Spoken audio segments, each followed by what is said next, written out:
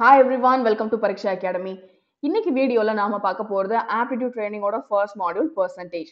பர்சன்டேஜ்ல ரொம்பவே இம்பார்ட்டன்டான டாபிக் பார்க்க போறோம் என்ன அப்படின்னா percentage change.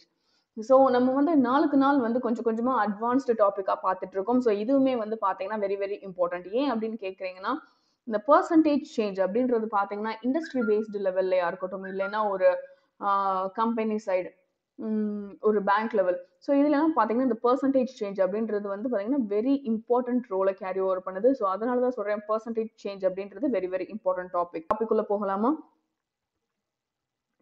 So percentage change what is mean by percentage change? So இதுக்கு ஒரு ஃபார்முலா இருக்கு. என்ன அப்படின்னு பார்த்தோம்னா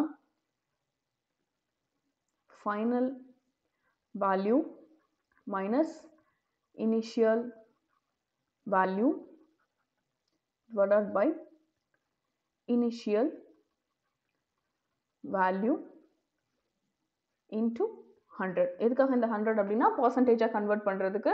ஸோ ஃபார் எக்ஸாம்பிள் இது நம்ம எதுக்கு யூஸ் பண்றோம் அப்படின்னு நான் சொல்லிடுறேன். என்ன அப்படின்னா இப்போ ஒரு இண்டஸ்ட்ரி இருக்குன்னு வச்சுக்கோங்களேன். அந்த இண்டஸ்ட்ரியில வந்து ஒவ்வொரு வருஷமும் வந்து அவங்க இன்வெஸ்ட் பண்றதா இருக்கட்டும் இல்ல ப்ராஃபிட் எடுக்கிறதா இருக்கட்டும்.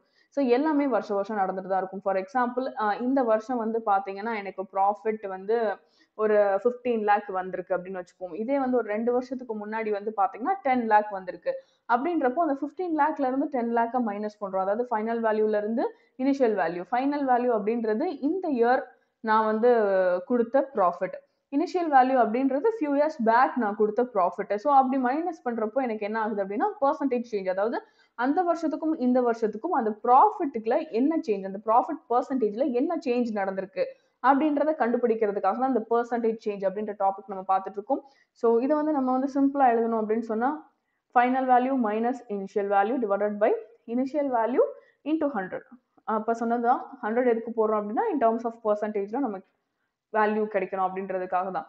ஸோ இதுல வந்து பாத்தீங்கன்னா எப்பவுமே ஆன்சர் வந்து பிளஸ்ல இருக்காது, சில நேரம் வந்து மைனஸ்ல இருக்கும். ஃபைனல் வேல்யூ கம்மியாகவும் இனிஷியல் வேல்யூ கூடவும் அப்படி இருந்தது அப்படின்னு சொன்னா ஆட்டோமேட்டிக்கா இந்த ஆன்சர் எப்படி வரும் அப்படின்னு பார்த்தோம்னா இன் டர்ம்ஸ் நெகட்டிவ் சைன்ல தான் ஆன்சர் வரும். ஸோ நெகட்டிவ் சைன்ல வருது அப்படின்னு பார்த்தோம்னா இது டிக்ரீஸ் இன் பர்சன்ட் அப்படின்னு அர்த்தம். இதுவே வந்து நமக்கு பாசிட்டிவ் சைன்ல வந்து ஆன்சர் வந்துருது அப்படின்னு பார்த்தோம்னா இன்க்ரீஸ் இன் பர்சன்ட் அப்படின்றது மீனிங். ஸோ யூசிங் சைன் நம்ம வந்து பர்சன்ட் வந்து இன்க்ரீஸ் ஆயிருக்கா டிக்ரீஸ் ஆயிருக்கா அப்படின்னும் ஐடென்டிஃபை பண்ணலாம். ஸோ இதுதான் பர்சன்டேஜ் சேஞ்ச் பத்தி நான் சொல்ல வேண்டிய இன்ட்ரோ. ப்ராப்ளம்குள்ள போகலாமா?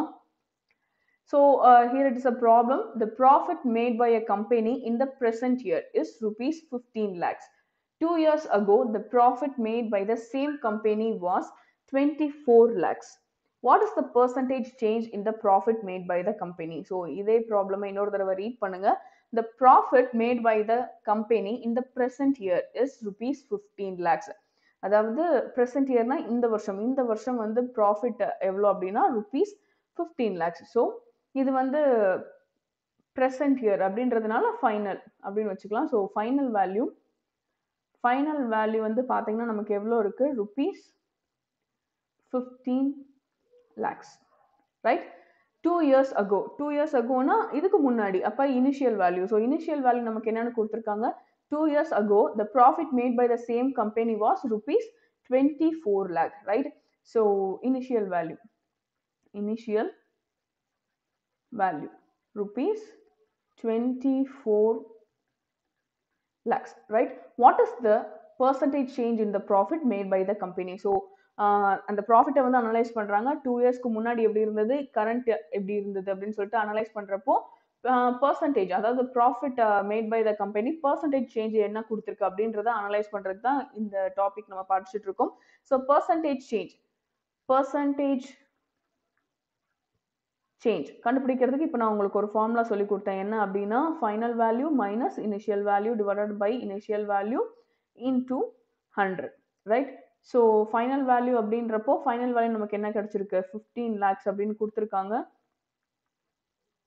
இனிஷியல் வேல்யூ வந்து பார்த்தீங்கன்னா 24 lakhs divided by initial value again 24 lakhs into 100, right? So இதை வந்து நம்ம சிம்பிளாக எழுதணும் அப்படின்னா ஜஸ்ட் ஜீரோஸ் மட்டும் விட்டுட்டு நான் சிம்பிளிஃபை பண்ணி எழுதியிருக்கேன். Into 100, right? ஸோ இதை நமக்கு சிம்பிளிஃபை பண்ணுறப்போ நமக்கு என்ன கிடைக்கும், -9 divided by 24 into 100. கரெக்டாக? ஸோ இதை வந்து நம்ம சிம்பிளிஃபை பண்ணுறோம் அப்படின்னு சொன்னால் நமக்கு என்ன கிடைக்கும், 3.8. ஸோ இதை சால்வ் பண்ணுறப்போ நமக்கு கிடைக்கிற வேல்யூ 37.5%. ஸோ -37.5%. அப்போ நமக்கு பர்சன்டேஜ்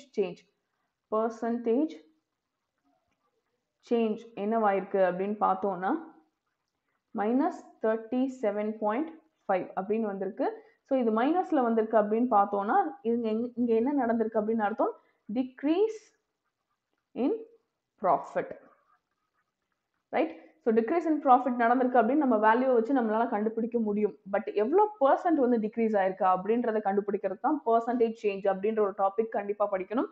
ஸோ இது வந்து ஈஸியாக தானே இருக்குது. ரைட்? உங்களுக்கு வந்து இந்த இது வந்து கடகடன் நீங்கள் போட்டு பழகுனீங்க, இந்த ஃபார்முலா யூஸ் பண்ணி போட்டு பழகுனீங்க அப்படின்னு சொன்னால் ஈஸியாக அந்த சம்மெல்லாம் கிராஸ் பண்ணிடலாம்.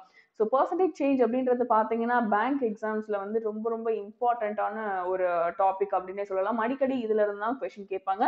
சேம் கைண்ட் ஆஃப் ப்ராப்ளம் தான் உங்களுக்கு அங்கேயும் கேட்க போகிறாங்க. ஸோ இந்த ப்ராப்ளம் ஈஸியாக இருந்தது இல்லையா நமக்கு இப்போ சால்வ் பண்ணதுக்கு. ஸோ இதை நீங்கள் போட்டு பழகிக்கிட்டே இருந்தீங்கன்னா ஆட்டோமேட்டிக்காக உங்களுக்கு அது வந்து ரொம்ப ஃபெமிலியராக இருக்கும். ஸோ செகண்ட் ப்ராப்ளம், அதே ப்ராப்ளம் தான் எழுதியிருக்கேன். என்ன அப்படின்னு பார்த்தோம்னா வேல்யூஸ் மட்டும் மாற்றிருக்கேன். அதாவது இனிஷியல் வேல்யூவை ஃபைனல் வேல்யூவாகவும் ஃபைனல் வேல்யூவை இனிஷியல் வேல்யூவாகவும் மாற்றிருக்கேன். ஸோ அதாவது அங்கே வந்து பார்த்தீங்கன்னா அங்கே கொடுத்துருக்க கிவன் டேட்டா படி நமக்கு என்ன வந்துச்சு, டிக்ரீஸ் இன் ப்ராஃபிட் அப்படின்ற ஒரு ரிசல்ட் வந்தது. இதுவே வந்து அந்த வேல்யூஸை சேஞ்ச் பண்ணால் இன்க்ரீஸ் ஆகுதா ஆகலையா அதை வந்து அனலைஸ் பண்ணுறது தான் அதே ப்ராப்ளம் நான் உங்களுக்கு கொடுத்துருக்கேன். ஸோ நமக்கு வந்து கிராஸ் செக் பண்ணிக்கிறதுக்கு ஈஸியாக இருக்கும் இல்லையா, அதனால தான். ஸோ ப்ராப்ளம் ரீட் பண்ணுங்க. The profit made by a company in the present year அப்படின்னு வந்து நான் என்ன பண்ணணும்னு சொல்லியிருக்கேன், ஃபைனல் வேல்யூ. ஓகே, இப்போ வர்றது final value. So final value நமக்கு இப்போ இந்த ப்ராப்ளம் என்னன்னு கொடுத்துருக்காங்க, ₹24 lakhs. ரைட்? ஸோ அடுத்து 2 years ago, அதாவது 2 yearsக்கு முன்னாடி the profit made by the company, same company, was ₹15 lakhs. So அப்போ வந்து இதுக்கு முன்னாடி அப்படின்றப்போ அது என்ன ஆயிடுது, initial value. So initial value நமக்கு என்னது, ₹15 lakhs. Right?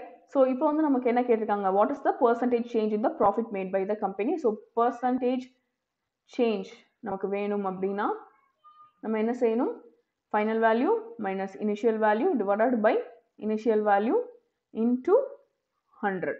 So final value is nothing but 24 lakhs minus initial value வந்து 15 lakhs divided by initial value again 15 lakhs into 100.